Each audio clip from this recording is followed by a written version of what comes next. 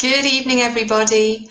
I'm Catrin, and I'm really hoping that we can spend some time together this evening talking about KISS, Keto It's Simple for Success, and answering some of the questions that you guys have been asking me today, and hopefully busting some myths and giving you some information that will help you on your journey to a ketogenic lifestyle.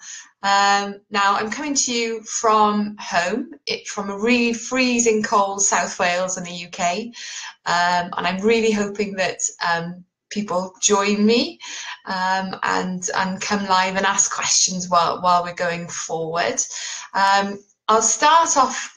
There we are, someone watching already, which is fantastic. Feel free to say hello, drop your comments in. I can see them as I'm doing this. So if you've got any comments, or you just want to say hello, or you've got any questions, please do drop them in the comments below this video, and I can answer them for you as we're live.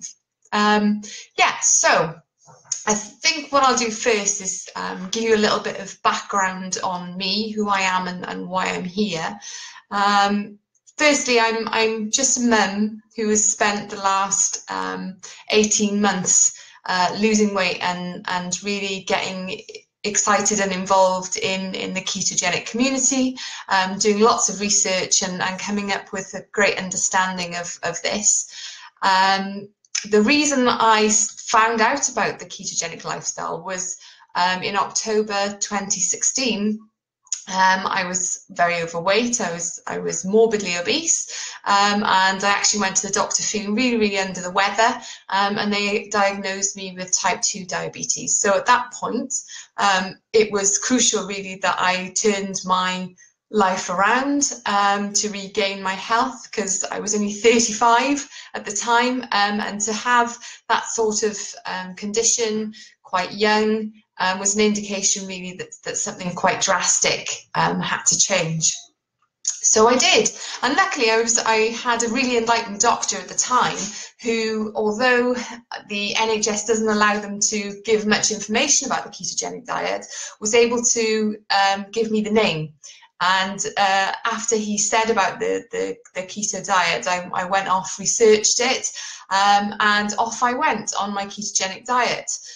4 weeks after my diagnosis, I had normal blood sugars and never had to take any diabetes medication or think about diabetes since. I can just control it with my diet, which is amazing. Hi Sherry, nice to see you. So that's really the story of how I came to be on a ketogenic diet. Since that time, I've lost all my excess weight, basically. I've been at a healthy weight now for more than 6 months, been maintaining it. Hi Karen, hi Jan, hiya. So been maintaining my weight. My first goal weight was 12 stone, but once I hit 12 stone, I realized that I still had lots of body fat remaining, and kept going, and my body seems to actually be a lot smaller naturally than I thought it was. So who knows where we end up. So the whole thing about KISS and Keto It's Simple for Success, just before Christmas just gone, I started considering really how I could help more people to follow the ketogenic diet in a really simple way. There's lots of versions of keto out there.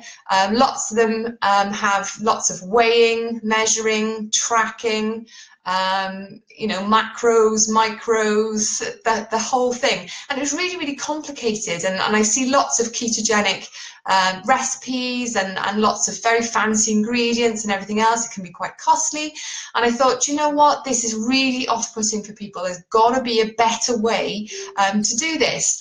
And I know that I'm really lazy, and I've been doing the ketogenic lifestyle all this time without downloading a single tracker, without understanding anything really about the whole ketogenic community, but I'd still done it.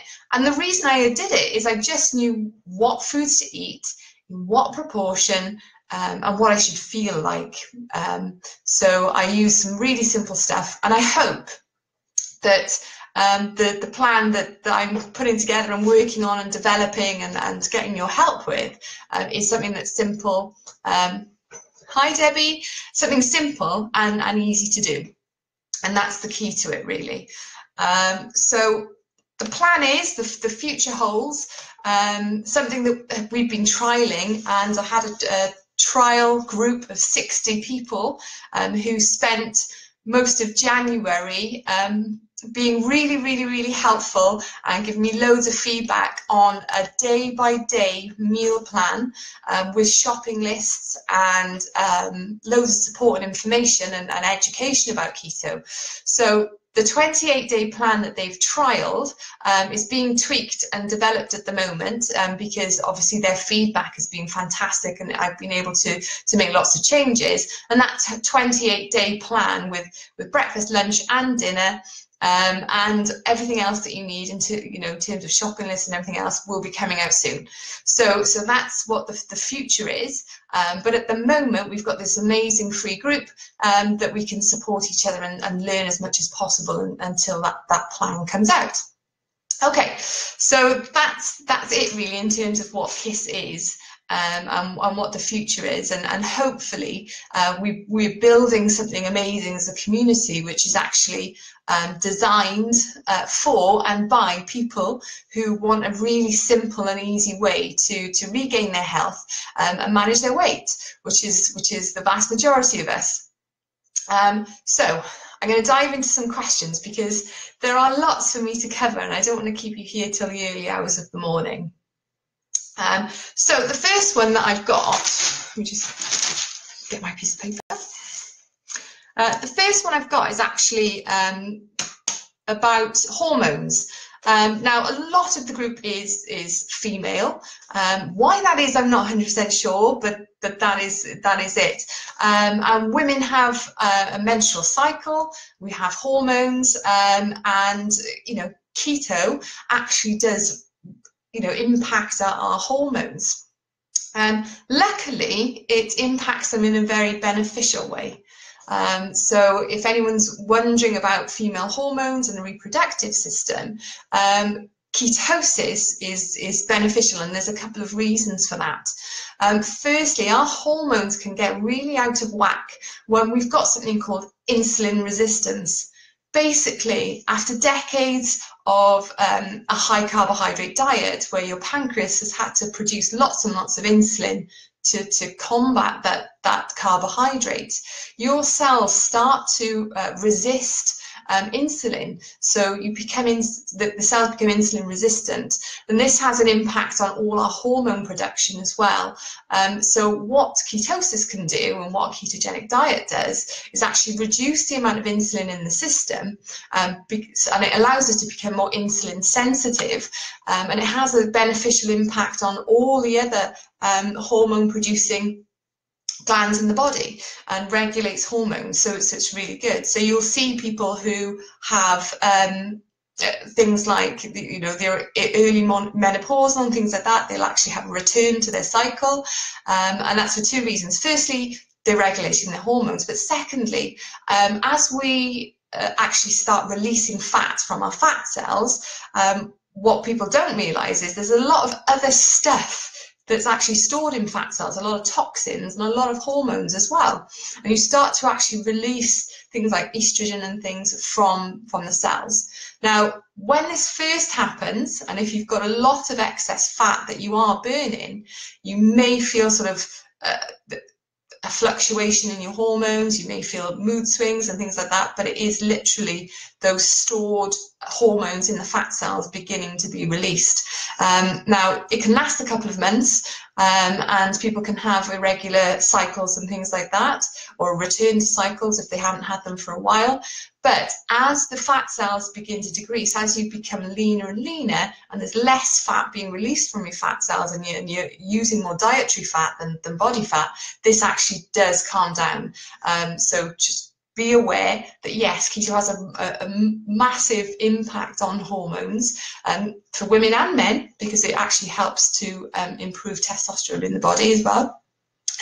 But yeah, so the first couple of months can be a little bit of a roller coaster with keto, because you are going to be changing the way your glands work in the body. However, over the long term, keto has been shown to have really, really positive impacts on hormones and hormone related issues. So yeah, definitely something to at least give a go for a few months to see the benefits of it. So look. Hiya, Margaret. Could that possibly be right? Yeah, absolutely. So in terms of breakouts, in terms of skin, yes, you have that increased hormone production and you have that regulating effect. But another thing that we're doing when we're following the KISS plan is that we're starting to reject processed food and starting to eat really, really clean. And of course, we're drinking more water. So part of the detox effect is sometimes breakouts on the face. So yes, and you can see them because I'm going back into ketosis at the moment, that I'm breaking out as well. So yes, definitely it can be, but it's usually very, very temporary. And what I'd say to people is, if they are having breakouts on the face, just to keep going with your electrolytes and your water, because that's the best thing for skin health. And other things are fats, which are really, really rich in omega-3s, and butter, because it's great for vitamin E and vitamin K, which is great for the skin as well. So yes, keto is fantastic, but it's a massive transition from where we were to where you are on the KISS plan. So you can expect some really, really strange and odd things to happen with the body. However, the adaptations do happen, they are temporary, and of course, because ketosis is a very normal and natural state for the body, everything does generally sort of stabilize over time. So yeah, definitely, while you could be breaking out in the face, return to puberty. Maybe you've turned the clock back all the way. But yeah, just keep going with the water, keep going with your healthy fats, and your skin will vastly benefit from it. Okay, so the next one then. Will the same food every day potentially cause a stall in weight loss? This is difficult to really explain, but if you're eating exactly the same amount of food at a calorie deficit, it's going to be very different to if you're eating the same amount of food at maintenance calories or above maintenance calories. So if you're in a calorie deficit and you keep eating that calorie deficit day after day after day, your basal metabolic rate will lower to compensate for the decreased amount of food in your environment, so that deficit in your calories. So the body will compensate by dropping your metabolism. So yes, absolutely, your weight loss will stall because the body will say there's not enough food coming in. However, if I drop the metabolism slightly, we're going to get back onto that even keel. It's something called homeostasis. The body always wants to be in balance. So if you restrict your calories, the body will slow down until it's not losing weight anymore. The way to actually lose weight consistently is to maintain your metabolism, and that means eating enough calories. It's just eating the right calories and using things like fasting, feasting and fasting, giving your body a shock, lots and lots of calories one day, none the next. These things sort of maintain the metabolism, keep you firing, and allow you to lose weight long term without that basal metabolic rate dropping in compensation for a sustained calorie deficit diet. So in terms of eating the same calories at deficit day after day after day, yes, you can stall your weight loss, and we've seen the studies showing people who just lower the calories, their basal metabolic rate drops until they stop losing weight because the body achieves homeostasis once again. In terms of if you were just eating the same meat, the same veg and eggs every day, ultimately there's a lot of cultures who do eat the same food day after day after day, and they don't have any issues whatsoever. For example, if you look at the Inuit diet, it's mostly seal blubber, meat and fish. day after day after day, and they actually have fantastic metabolic health, fewer instances of things like cancer, metabolic disease, diabetes, heart disease, things like that. So it's not about eating the same thing day after day after day. It's about making sure that you're actually hitting the nutrition that your body needs. So if you're eating nutrient-dense foods, and I know that today I popped a little bit of information about my meal prep for the week. Yeah, I'll come to that now. If you're eating nutrient-rich foods, so you're eating your amazing meats, and you're eating your butters and your coconut oil, and you're eating some greens, and you're eating nuts and seeds and cheese and a variety of fats and proteins and things, then you are actually getting a fantastic nutrition. And in fact, if you put things like organ meats, bone broth, and some of these really, you know, superfoods into your diet, then you are covering the vast majority of bases in terms of nutrition. So what I'm saying is the key is the quality of the food, not necessarily the quantity of the food, and it's where you're getting your calories from and when you're getting your calories. And we'll talk a bit about food timing a little bit later on, but it is really, really crucial that we think about when we're eating and when we're not eating, because that's a big tool for weight loss. Okie dokie. So, Karen, I like brie and sometimes eat the whole thing. Is this okay? So we're actually going to talk a little bit later on about whether you can eat too much fat, and basically no, because fat is quite limiting. So we'll have a little chat about that in a minute. But I love brie as well, and I just ate half a camembert at my mum's house. So yeah, don't worry about it. But we'll comment on that as well. Love cheddar. I spot my chin last week. Yeah, absolutely, Margaret. And unfortunately, I go through it in sort of stages. As more and more of my body detoxes, as more and more of my fat cells release all those hormones, it's literally like going through puberty again. It's a bit annoying. However, I'm actually the same size as I was when I went through puberty, which is good. So, you know, pick your battles, that's what I say. But ultimately, we're talking about reproductive hormones that actually help us stay young and fit and healthy. So yeah, don't worry about it. It's great to have these hormones in the body, but ultimately it will stabilize as less fat is being released. But it is a fantastic sign that you are releasing body fat, because those hormones have been stored in in fat cells. So as those hormones come out, you know that you are collapsing fat cells, which is fantastic news if you're looking to burn body fat. Okay, hi Greg, nice to see you. Okay, so next one then.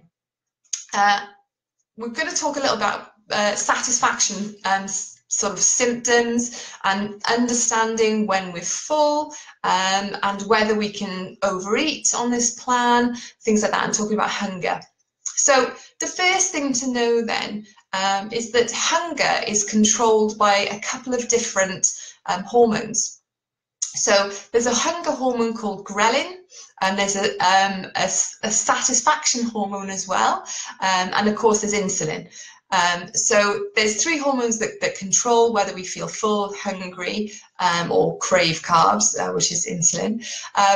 And what ketosis does is it actually reduces our cravings for food. However, what it doesn't do is take away actual hunger. The body will not starve itself to death and will still be hungry even in ketosis. If you've burnt up your body fat reserves, then the body will actually start looking for food. So it doesn't actually switch off hunger, but what it does do is help us to control our hunger and our cravings. So what happens then when we eat a large meal? Okay, so firstly, a lot of us on here, and I'm certainly putting myself in this number, are used to low calorie, hungry diets. So when a big plate of food is put in front of us, often we can feel that we're overeating, and certainly when we're looking at high fat food as well, and those little messages in our brain are telling us this is a lot of food, this is a lot of calories, this is really fattening, and all these things. But ultimately, when you're eating ketogenic food, when you're eating things on the KISS plan, first of all, you're not eating any high carb food. If you're using the lists that I've put on, there's nothing on there that could potentially spike insulin. You know, it's just not, they're not there. I don't eat them, so I haven't included them. So when we're eating the food that's on the KISS plan, we're actually stopping insulin from giving us cravings. But what we're using to actually feel satisfied is fat. Now, it's really, really important because fat is actually the nutrient that tells our body that we are satisfied. So a high fat meal not only will stop you eating when you're full, but it will actually keep you full for longer periods of time than lean protein or carbohydrates would. So what we can do in ketosis, once we're in ketosis, is actually trust our body, trust the fat that we're eating to actually tell us when enough is enough. Some days we'll be really, really hungry, and other days we won't, and that's okay. But what we need to do is that feast and fast, because that's what will keep our metabolism high, but also give ourselves enough hours in the day or even days to burn body fat. So how do we know when we're full? Well, when we're in ketosis, you can eat those really large meals, and they're probably larger and more calorific and higher in fat than you've eaten probably ever. So you know, you can eat until you're full, but once you are full, stop eating, and then don't eat again until you feel you want to. So you can trust it, and I think a lot of us are worried that we're overeating. But fat is very self-limiting. There is only so much butter or coconut oil or olive oil you can eat before your body says that is enough. So it's very self-limiting. So in terms of your brie, you can eat quite a lot of brie, and the only thing that's really an issue with brie is it's high in fat, which isn't the problem, but it's also got a lot of protein. So if you are eating a lot of cheese and a lot of dairy, just be aware that you probably don't need a massive steak or 4 eggs and half a packet of bacon as well, because there's a lot of protein in brie. And the one thing that people can accidentally overeat on a ketogenic diet is protein. And I think this comes a lot from the old low carb diets. Low carb diets where people were eating a lot of meat, a lot of steak, a lot of chicken, a lot of fish and things like that, and they were overeating on protein. So that's the only thing I would say about cheese, is just be aware that it's not just fat, because the fat's not the issue on a ketogenic diet. It would be the protein, if anything. So just keep that in mind. If you are eating a lot of cheese, then there is protein going in as well as the fat. So could be worse, you know. Eating a whole brie is definitely better than Snickers. So yeah. Okay, so we'll move on because I've got about 10 questions to answer. I hope that helps about satisfaction and the fact that you can eat on this diet. This is absolutely key. We want to maintain our metabolism. You can eat, and what eating a really, really good meal will do is set you up to have a fast and a good few hours then of burning body fat. So don't be worried about eating. Okay, so next thing then. How much is too much protein? We just mentioned this. In terms of scientifically, what the research says is that if you are eating any more than 1 gram of protein per kilo of body weight per day, basically it's excess after that. There's nothing more that protein can do, unless you are an Olympic power lifter and have massive amounts of muscle stress and muscle damage on a daily basis, you simply do not need that much protein. And any excess protein, firstly, can stress the kidneys, but secondly, the body actually uses protein to create glucose. So you can actually spike insulin by eating too much protein, especially lean protein. So any more than 1 gram per kilo of body weight per day is really, it's just excess. It's not, you're not sort of giving yourself any more advantage for protein. So what does a protein portion look like? A protein portion looks like 2 eggs. It looks like, well, 2 eggs for a small woman. A man's probably going to need 3 eggs. And a small, and I mean palm-sized steak. I use sort of chops a lot, and sometimes I eat 1, sometimes I eat 2, depending on hunger. But yeah, too much protein, it's just excess, and you don't need it. And I often think that when people are overeating protein, they're getting full of protein and they're not actually getting in the fat, which is far better for a ketogenic diet. So what you need to do is make sure that you've got moderate protein, not high protein. So moderate protein, a bit of protein in each meal. For me, I normally do protein at lunch.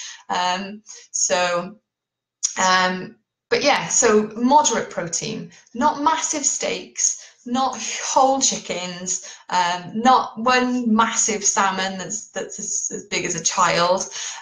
Basically, it's moderate amounts of protein, and what you need to do is use fat to actually satisfy your hunger. So that's you know, that's protein really. So we're talking about moderate amounts. And if you look in the group, if you search the KISS plate, is something that you can look at, because what I've done is a little diagram of a plate showing that half the plate is sort of buttered veg, then 1/4 of the plate is your moderate piece of protein, and the other 1/4 of the plate is fat. Now, it's not 1/4 of the plate, but what I mean is that we're making sure that fat is prevalent across our diet, because what that does is gives us energy, it keeps us warm, keeps our metabolism going, and ultimately helps us lose weight, which is what we want to do. Okay, where did I get to? I've been feeling hungry but have cravings for sweet things last couple of days. Had a cup of warm almond milk cereal last night. Okay, do I have any tips for stop wanting sweet stuff? Yes, Margaret.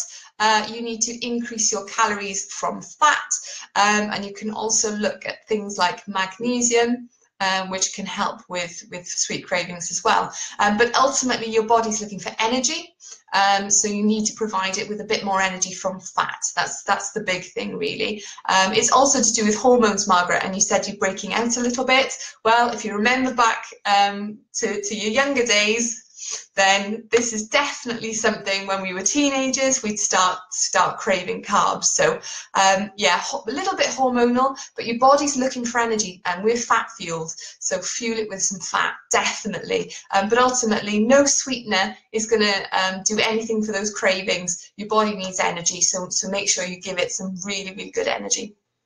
Okay, yes, Vicky, clotted cream, good idea. Absolutely. Any advice on salt intake and how it contributes to weight loss? Yeah, absolutely. So in terms of salt intake, it's not something that you can forget when you're ketogenic. Basically, when you come off processed food, the salt in your diet really reduces. So salts are something that we do actually need to add to a ketogenic lifestyle. Personally, I just tend to really salt my food. I use Himalayan pink salt because I like that there's lots of different minerals in it. So you get loads of different micronutrients. I also use something called low salt, which is a potassium based salt, because again, it really helps with get that electrolyte balance. And another thing I do is I do actually take a magnesium supplement, particularly when I'm going into ketosis, because for whatever reason, I seem to really flush magnesium when I go into ketosis, and I get cramps and things like that if I don't take it. So yes, absolutely. In terms of amounts, I would say go with how you feel. It's quite clear when electrolytes are low. You have a lack of energy, you have cramps, headaches, and just generally feel not good. And usually, if fat is high, then it's an electrolyte issue. So I'd say to people, instead of thinking we have to take this amount of electrolytes, what I would say is trust your body, and your body will tell you if there's an electrolyte issue. People can take too much magnesium and too much potassium and too much sodium. So what I would say is start low, start introducing electrolytes if you have symptoms of low electrolytes, which is the vast majority of people in ketosis, and go with how your body feels. Once you feel good, don't add any more. We don't have to massively increase our salt intake or anything else. What we need to do is feel good, because you will feel an electrolyte imbalance. So definitely don't go down the shop and start chugging milk of magnesia and things like that. What you need to do is start really slowly with your electrolytes and just find that personal balance, because every single one of us is going to be different. So it's difficult for me to give dosages, but what I will say is it's very clear when people have a lack of electrolytes, because they tell me they're feeling awful, they're tired, they've got a headache, they don't feel like they should feel in ketosis, or they're having cramps, or they're having difficulty sleeping, restless legs, things like that. So it's quite clear when people have issues with their salt. But then what you need to do is gradually increase it until you have those symptoms under control. And that's it. Okay, where did I get to? Is there a limit on bulletproof coffee daily? It depends what you're putting in your bulletproof coffee. If you are using things like cream, then obviously there's carbs in cream. So you need to be aware that there's a gram of carbs in every sort of tablespoon of cream. So obviously if you had 10 tablespoons of cream, that would be 10 grams of carbohydrates, and it really does start eating into the carbs that you can use on your things like your veg and everything else in the day. So personally, I have one. It's my breakfast, and people often think of bulletproof coffee as a drink. It's not. It's an entire meal. So I only have 3 meals a day. So personally for me, I have one bulletproof coffee, because caffeine can increase cortisol, can spike insulin, so loads and loads of coffee is not great. But in terms of what else you might be putting in there, in terms of butter's fantastic. It's really ketogenic, keeps you really energetic, keeps you warm. So I'm not worried about the butter in there. I wouldn't be worried about coconut oil either.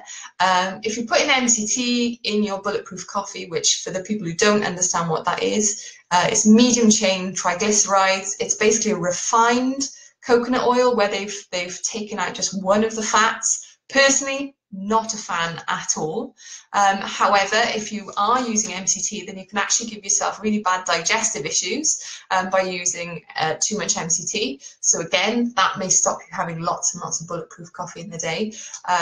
But ultimately, I think it's really important that we get a vast variety of nutrients in our day, in our week. So for me, one bulletproof coffee, which is about 600 calories, plenty of fat, and it really, really keeps me going. So not necessarily, but just be aware of what's in it, and whether you want to have lots and lots and lots of that stuff, or whether you prefer to diversify your nutrition, because ultimately it's just fat in a bulletproof coffee, and there's other things to be doing with your day. Okay, sorry, I mentioned I'm wondering about how you avoid cramps. Yeah, I did mention actually about cramps. Cramps are due to an electrolyte imbalance. Potassium, calcium, and magnesium, particularly, those are the electrolytes that a lack of can cause cramp. For me, I get potassium from something called low salt, which I just add to my food, and I take magnesium once a night when I've got cramps, and it seems to just knock them out completely. So that's what I do. You can also use Epsom salts in your bath, which is really, really good for cramp and things like that. So yeah, definitely, it's magnesium, potassium and calcium. For me, I eat a lot of calcium-rich food, lots of green vegetables, dairy products, things like that, bone broth. So calcium's never been an issue for me. It's always tends to be in my particular case, magnesium that I need sometimes to supplement for whatever reason. I guess we're all individuals, but magnesium was my Achilles heel. If it's not magnesium, it'll probably be potassium. But bone broth is excellent for electrolytes, and when I'm drinking that daily, I tend not to need to supplement with anything else. Okay, can I do keto while breastfeeding? Try to do those. Okay, so in terms of breastfeeding, you can definitely do keto while breastfeeding, but what you need to do is ensure that you are getting enough calories. Now, what will happen in terms of supply is that while you're adapting to keto, you may have periods of low blood sugar, and that can impact slightly your milk supply. However, once you go into ketosis, your blood sugar does completely stabilize, and the milk shouldn't change. So it's a temporary adaptation, basically. But what people do, you know, the main issue that I hear people are struggling with is calorie restriction. They drop calories, and the body does react to that, and it does panic a little bit. So what I would say is you need to ensure that you are eating enough calories, particularly from healthy fats. But ultimately, a ketogenic diet, if you're having a variety of fats and you're maintaining your metabolism and you're eating enough food, is a very, very healthy state to be in, and shouldn't have any impact whatsoever on your baby. And in fact, there's cultures in the world who are always ketogenic. They're ketogenic when they conceive, through their pregnancy, and through breastfeeding as well. It's a completely normal state. And people who are breastfeeding have fantastic results on keto as well. So yes, you can, but what I would say is make sure that you are hydrated, that you've got your electrolytes, and that you're eating enough calories. And hopefully this should be a very, very quick transition for you, and everything will stabilize. So I hope that answers the question on breastfeeding. Okay, where do we get to? Do I use almond flour for baking? I have some, but it's so expensive, I'm never going to buy it again. The thing with almond flour is the carbs stack up really, really fast. So for me, I would find almond flour really, really sort of bites into the amount of veg that I can eat in the day.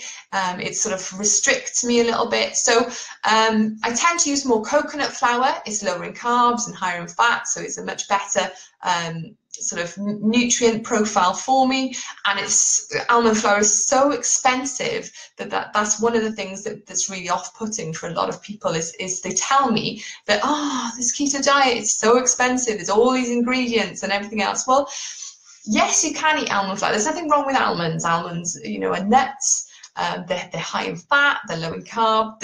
You know, that's fine. However, almond flour is processed. It's refined. There's none of the fibre left from the actual skin of the almond.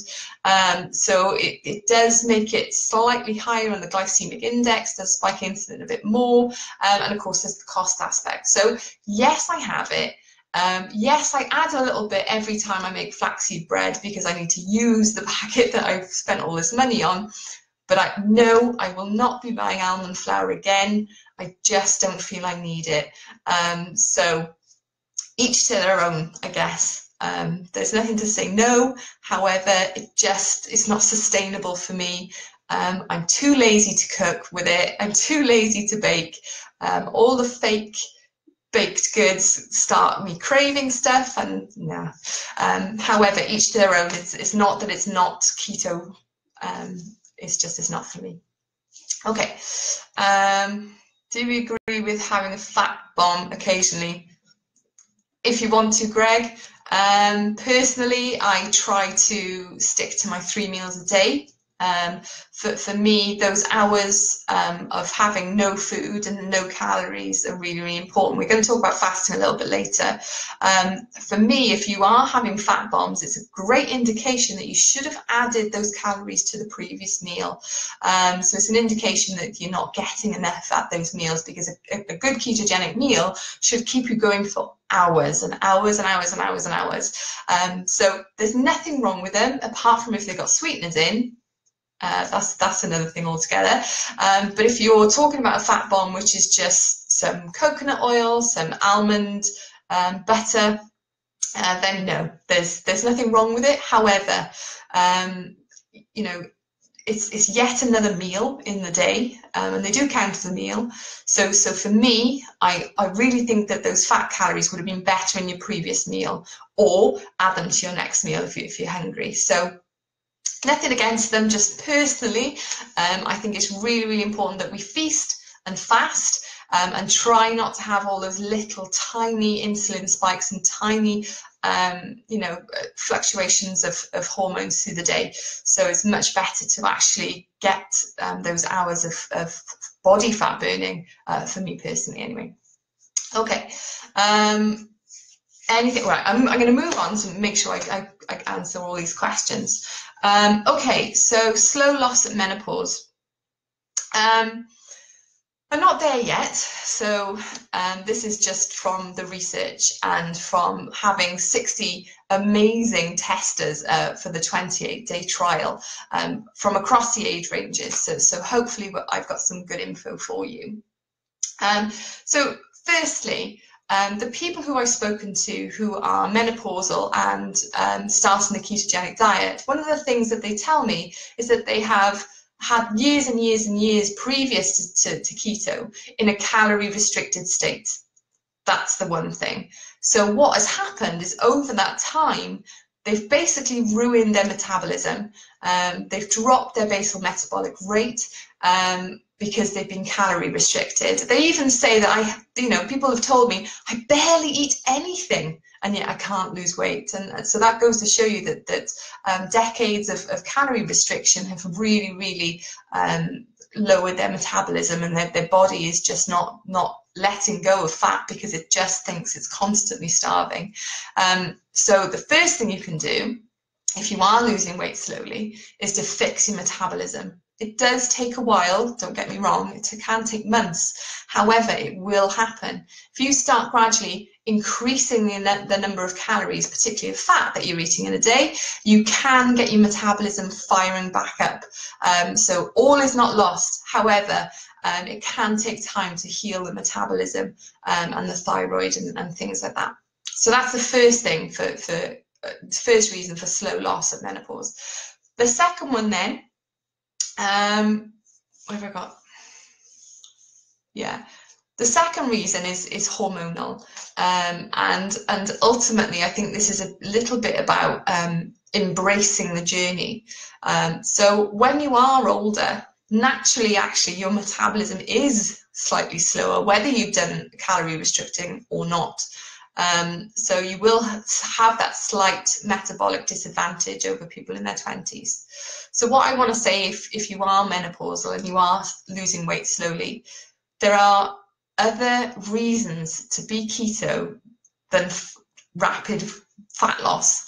The reasons that we're ketogenic are to be clear of mind, energetic, to lower your risk of heart disease, to lower your risk of Alzheimer's, dementia, osteoporosis, metabolic disease like diabetes, actually reduce your risk of cancer, and I could go on and on and on. Yes, you may lose weight slower than someone in their 20s or 30s. However, the reasons you're keto are far bigger. So, it's really important that we don't get obsessed with the scale, because ultimately your journey may be longer. However, during that period of time, you're just getting healthier and fitter and healthier and fitter. So yeah, maybe a longer journey. However, you're still going to get there. It just may take more time. But imagine how experienced and how knowledgeable and how wise you're going to become on ketosis over that period of time.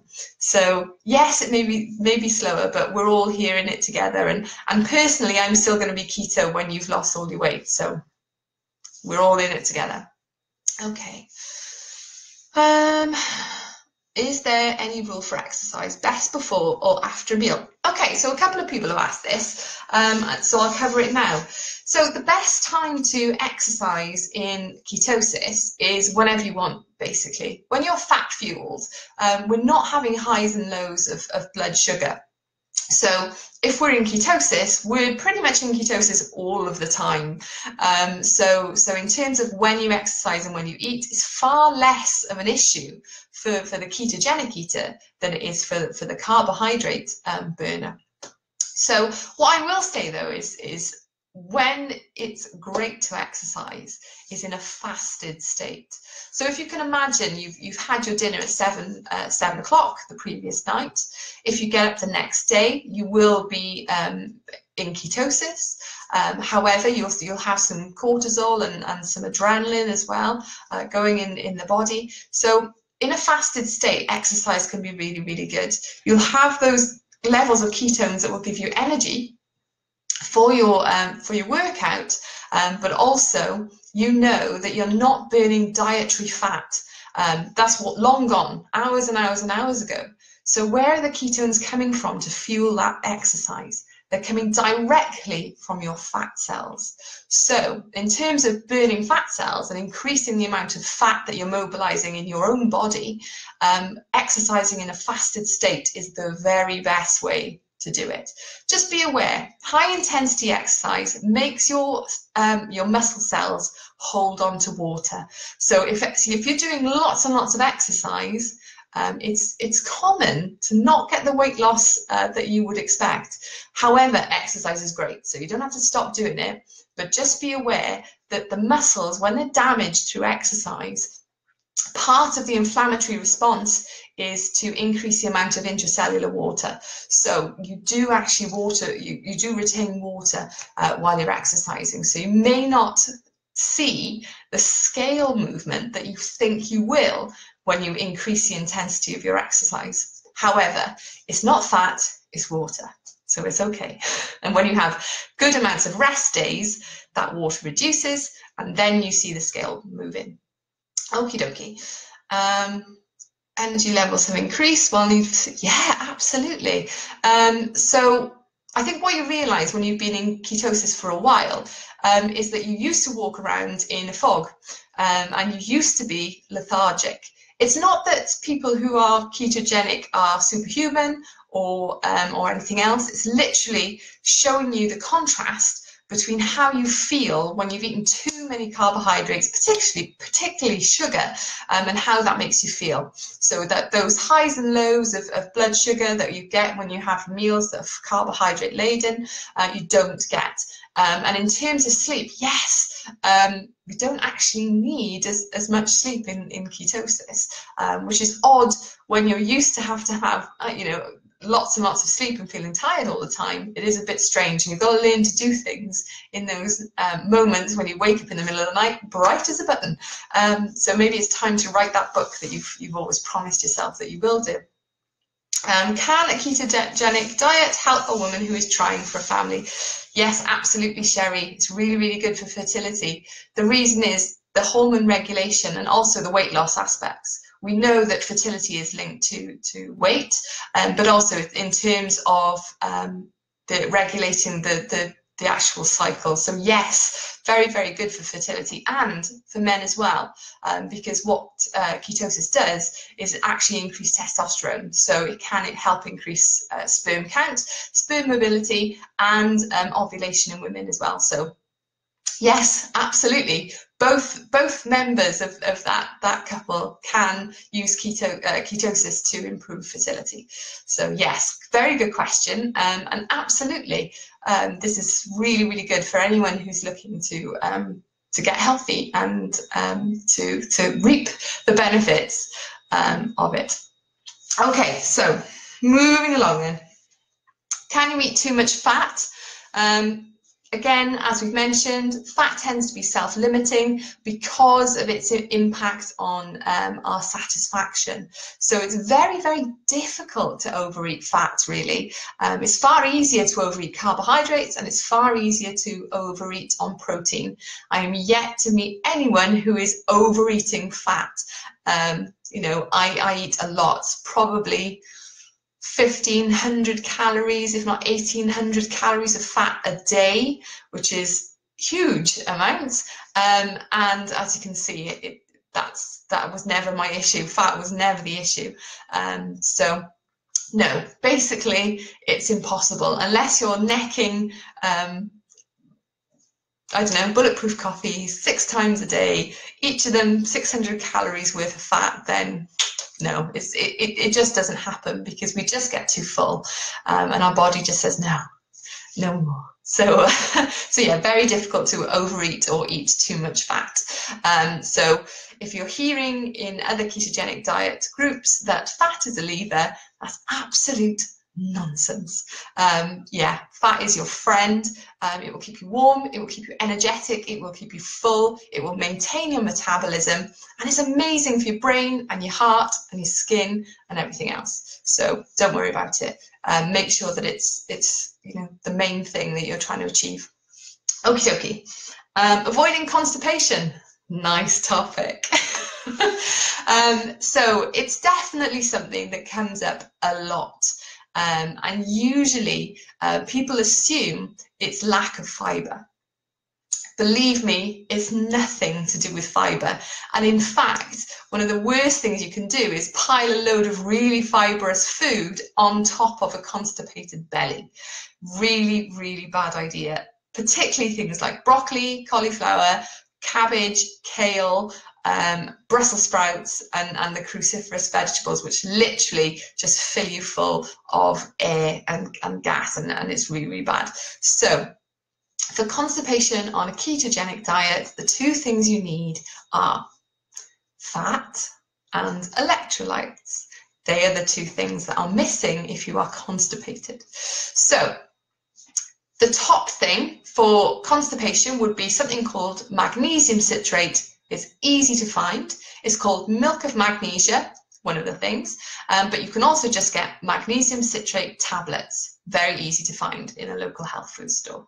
So what you need to do is to take them at night and gradually increase your dose until you have your constipation under control. So yeah, the other thing is the fats that you need. The best fat for constipation is coconut oil. Fantastic. Again, it's those MCTs, the medium chain triglycerides, which help you go to the toilet. So you do not need veg to keep your gut active.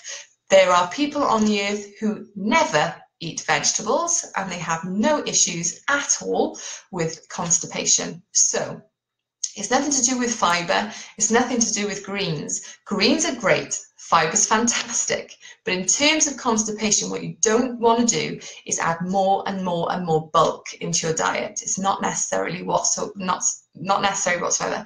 You need to make sure that you're getting the magnesium. Magnesium actually helps with muscle relaxation and muscle contraction.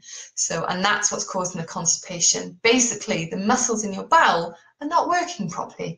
So it's magnesium, potassium, calcium, sodium, those electrolytes that you need to get in to help with the constipation. So believe me, I used to think it was fibre as well, but I've done a lot of reading over the last three weeks about what actually causes constipation and how to correctly treat it. But basically it's nothing to do with fibre. Yeah, so yeah, it's the electrolytes you need, and to maintain fats and to increase them in the diet. Okay, so moving forward then, very quickly. Okay, how do we lose inches but not weight? This is all to do with body composition. In ketosis, what ketone bodies actually do is to maintain and protect lean mass. So you're in a better position to keep your muscles and actually build muscle in a ketogenic state than in a calorie deficit state, which can impact muscle. So what's happening is basically your body is changing from a soft, but light composition of fat and water into a much denser but smaller, lean body. So even if the scales aren't moving, what's happening is more of your body is becoming muscle, less is becoming fat. So your weight isn't changing much, but obviously you're getting smaller, you're shrinking. And that just means you're getting denser and leaner. Now, if anyone understands why bone density is really important, that you understand that becoming denser is great. And of course, lean muscle mass, the more muscle you have in your body, the more energy you're going to burn, the more fat your body, your muscles are going to need to actually run. So building lean mass and maintaining that lean mass is really, really good. So that's what's happening. That's why a tape measure is really, really important on keto. And the scales are not always your friend, because they can be really demotivating when actually your body is healing and changing and changing its composition and becoming leaner and denser. So definitely get a tape measure, and your waist is the best thing to actually show progress on a ketogenic diet. Okay. So we're getting through it. I'm just going to have some water because I'm really parched. Okay, so fasting. This is my new favorite thing. So fasting. First of all, let me tell you, fasting is really, really difficult unless you are following a ketogenic diet correctly.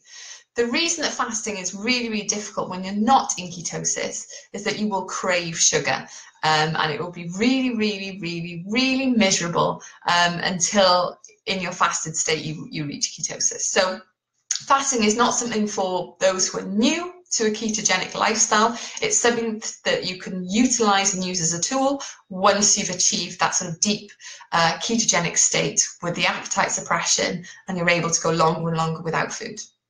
So different types of fasting then. So there's something called intermittent fasting, where you tend to eat in a small window during the day, maybe an 8-hour window, 6-hour window, 4-hour window, even a 1-hour window. That's called intermittent fasting. So that's all about bringing your food and your meals and all your calories into a short period of time. You maintain the number of calories, but what you do is you give yourself longer during that 24-hour period to actually burn body fat. Now, that's one way of doing it, and that's probably the easiest way of starting, because you're still eating every day and you can still have sort of 3, 2, 1 meal a day with all those calories in. So that's intermittent fasting. The other type of fasting would be alternate day fasting. So you can imagine on Monday you fast, have nothing but water, black coffee, things like that. You have a fasted day, and then on Tuesday you go back to your normal eating pattern. And then on Wednesday you fast again. So that's alternate day fasting. And then the last type of fasting would be an extended fast. Anything more than 24 hours would be an extended fast. And again, there are lots and lots of reasons to actually look into fasting and to discover really if it's something that may benefit you. So there's 3 types of fasting. Personally, I'm a great fan of intermittent fasting. I haven't plucked up the courage to do longer fasts, but maybe one day I will get there. So why fast? Well, the main benefits of fasting are those of health. Actually, fasting is vastly, vastly healthy. In fact, it's one of the healthiest things we can do. The human body is designed to have long periods of fast. You know, we never used to have fridges full of food. We never used to have domesticated animals. You know, humans evolved having to wait days until, you know, they would catch their next deer or they would find the next beehive. You know, it was long periods without food. So the human body is actually well adapted to that. So what happens when we fast then? Well, the first thing is that the body has to start producing ketones for fuel. And even those in a ketogenic state will increase their ketones by fasting. The body will have fewer fat calories from the diet, will actually have to start to increase the number of ketones that it's producing from fat. So anyone who's looking to lose weight or to reduce the amount of insulin in their system, type 2 diabetics, people with PCOS, things like this, anyone with abdominal fat. Fasting can really accelerate weight loss and help you to increase the amount of blood ketones that you have. So that's the first thing. The second thing is that when you go past 24 hours, there is a huge spike in human growth hormone. Now, in terms of protecting and building lean mass, human growth hormone is what does it. It stimulates muscle growth. So in terms of getting lean, getting fit, getting dense, then human growth hormone is something that you can stimulate in massive amounts by starting to look into either intermittent fasting or alternate day fasting, or even extended fasting. So human growth hormone is something very, very important. Human growth hormone is also involved in the aging process. And so you can actually slow the aging process by fasting, which is potentially very interesting to a lot of people. And the third thing, and maybe the most exciting aspect of why fasting is so beneficial, is that fasting actually stimulates a process in the body called autophagy. This is when cells start to break down and recycle toxins, inefficient parts of the cell, old cells which are no longer efficient get eaten up by the body. And basically, the body goes around hoovering, that's it, hoovering up all the bad, dead, half dead, not working very well, cancer cells, things like this, starts to eat them, starts to break them down, recycle them for energy. It's part of the survival mechanism. The body wants to heal. It can't heal when you keep pumping it full of food that it needs to digest. So all these things, all these amazing processes in the body really start to come into their own when you start fasting. So autophagy is a really, really exciting thing that I'm looking more and more into. And last year's Nobel Prize actually went to a Japanese scientist for his study on autophagy and fasting, because what he found is that a lot of the diseases that we're really, really struggling with today could actually be vastly improved, if not cured, through therapeutic fasting, which is just incredible.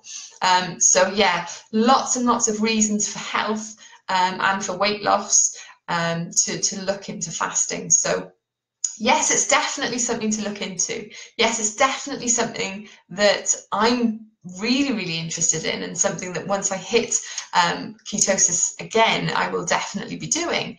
However, it's not something for those who are just starting out. Make sure that you are really well versed with the ketogenic lifestyle before even attempting a fast, because it's absolutely miserable if you're not in ketosis. Ketosis allows you to fast easily, but without ketosis, it's really tough. You'll get there eventually, but those, those first hours and days of fasting when you're not in ketosis is really, really nasty. So yeah, definitely something to do. What else? Yeah, water, black tea. So how do you do it? Fasting, basically, you have water, black tea, black coffee, no calories, so no cream in your coffee, no bulletproof coffees, no Kiss coffees, nothing like that. So basically, fasting literally means fasting. So there is dry fasting, but we won't go there. But if you are fasting, then it's water, a slice of lemon maybe, but black tea, black coffee, no calories during that fasted period. That's the way to achieve the autophagy, the human growth hormone, and the increase in ketones and the decrease in your insulin. So that's the way to do it properly. But yes, you will not starve. You will not pass out. You will not, you will not feel awful not eating. if you're already in ketosis, and you do this while maintaining your calories, then you're going to feel amazing, and it's definitely something to look into. Okay, so how to keep fat high and protein moderate without tracking. So we talked a little bit about the KISS plate earlier. It's definitely something I would say to search the group for, but basically the way to do it is to choose your protein wisely. Always choose a protein that is high in fat to get your proportions correct. So for example, eat chicken thighs with their skin on instead of lean chicken breast. This is the best way to avoid overeating protein and not getting your fats in.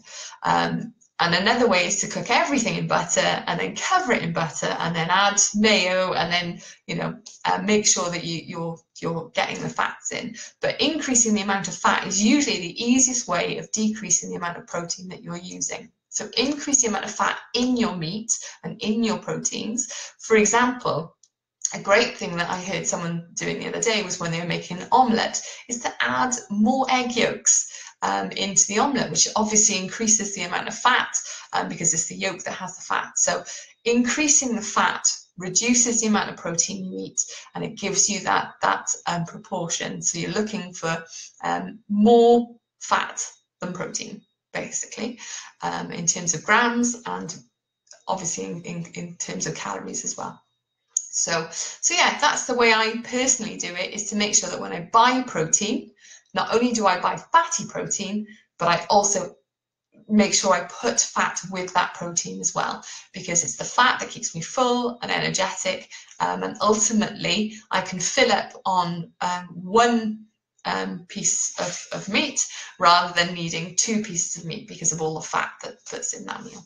So that's the way I do it, basically. But I don't track anything. I only track stuff for you guys, and out of pure curiosity sometimes. But no, I don't track anything for my personal needs, because I don't need to. I just make sure that I eyeball the fat in my meat and everything else. So I'm always looking for the fattiest meat I possibly can, which reduces the amount of protein. So that's hopefully, where did I get to? Okay, I'm 4 weeks in, haven't stepped on the scale, probably won't, but I can see the areas and inches have come off. Yeah, I know, back fat. Oh, I know. There's nothing better than losing the sort of boobs on your back. Yeah, not great, but yeah, definitely, if you can see a difference, then definitely, and the scale lies, basically. So always go with how you feel, how your clothes feel, and everything else, and always go with how you feel in terms of your energy levels as well, because you'll soon know if you're not getting enough fat or you're not getting enough electrolytes and things like that. So definitely listen to the body. Very glad, Sophia, that you are learning a lot today. Hopefully I can give more information as we go along. I'm just going to give you guys 30 seconds to think of any other questions that you've got. I don't think I've got any other that people talked about today, but if you can think of anything, then I'm going to give you 30 seconds just to put them on here. Is there anything that I've said potentially that is different, that contradicts something that you've heard before? Happy to share anything you like. Hypothyroid, yeah. Okay. In terms of your thyroid, not necessarily do anything different, but just be aware that your metabolism is different to other people. So don't compare yourself to others. That's the main thing that I would say. Some people find it more difficult to lose weight because of their thyroid. However, ketogenic diet is fantastic for everybody because ketosis works the same for everybody. If you start mobilizing body fat by feasting and fasting and maintaining your metabolism, then you will lose weight as well. So is there anything that you need to do differently? No. Just be aware that your journey may be slightly different to others, but ultimately, not really. just stick with the program and enjoy all the benefits of keto, and don't get obsessed with the scale, because weight loss is very much an added bonus to all the amazing things that people get from the ketogenic lifestyle. Yeah. How many days off and on for fasting? It's difficult to say, really. However, what's important is not just the fasting, but the feasting as well.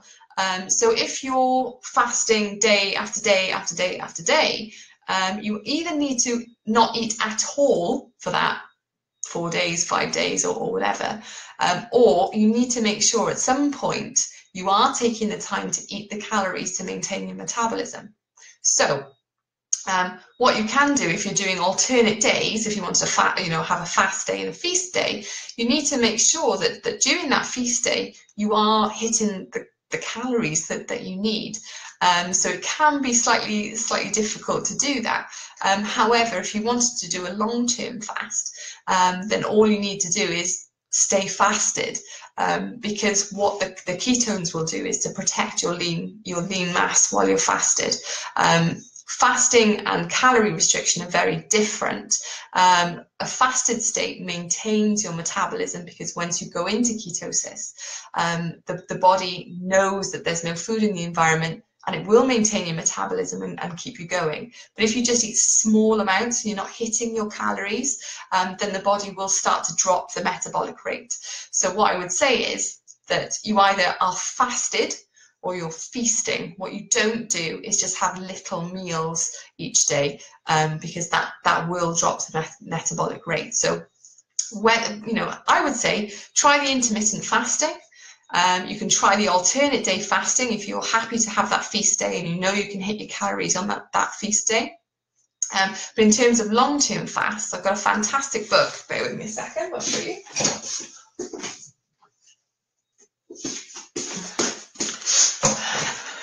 It's probably going to be the wrong way around now for you to see. It's called A Complete Guide to Fasting, and it's actually by Jason Fung. And he's the guy who wrote the obesity code as well, and he's basically a nephrologist, but works a lot with people with type 2 diabetes and obesity issues. But it's really, really interesting. But what he says is whatever type of fasting that you decide to do, you need to find the fasting schedule that works for you. So for me, I like the intermittent fasting because I do actually like to eat every day. However, other people prefer the alternate day fasting because they like to have that feast day when basically they eat whenever they want and whatever they want and however much they want. And then other people, if they've got some serious metabolic issues, or they're looking to vastly reduce their risk of the cancer or neurological degenerative disease and things like that, then some of these extended fasts have absolutely immense power to regain health and things like that. So different people, different types of fasting, but definitely something that I would encourage people to just be curious about and to see whether it's for you. Definitely going to be for me. I'm definitely going to be going back to my intermittent fasting, because after a 3-month plateau over Christmas, that's the only thing that got my weight moving again, would be fasting, and that was with the same number of calories. So there we are. Okay. Glad you enjoyed it, guys. So I'm going to leave you now because it's getting late and we've been here over an hour. Really, really, really, really enjoyed it, and I hope you've enjoyed it as well. Do let me know what other Q&As you'd like, what other videos you'd like, any information that you'd like, because ultimately I want this place to be somewhere that we develop together and we grow together. So yeah, let me know what else I can do for you guys, and remember, this is an open group. This is for everybody. It's for people who are, I don't know, happy with their weight, not happy with their weight, looking to gain muscle, looking to fix a hormonal issue, looking to fix a metabolic issue. It's for so many different people. Because ultimately, when you look out there, when you walk around, I've only noticed this since I've been much smaller, but the population is just getting bigger and bigger and bigger and sicker and sicker and sicker. So this is for so many people, and it's information that we can pass on to our children and to our grandchildren and to the next generation. And some of these health epidemics that are starting to develop, we can get rid of them all, because ultimately it's literally what you're putting in your mouth. So please invite people into the group. Please tell them about us. Allow them to come in, look through the files, be curious, ask questions, tell me I'm a mental woman, and let them come in and explore a little bit. And hopefully we can spread the word around the world that there's another way, and that the body's designed to be fueled on fat, not sugar. Okay, so that's me. I'm done. I will see you all soon. Good night, good bless. I know it's afternoon in the States, but hope to see you soon. And if you're watching the video and it's no longer live, then I'm really, really glad you've watched it, and you can still put comments under the video, and I will still answer any questions, but it'll be in text form. Bye bye, guys.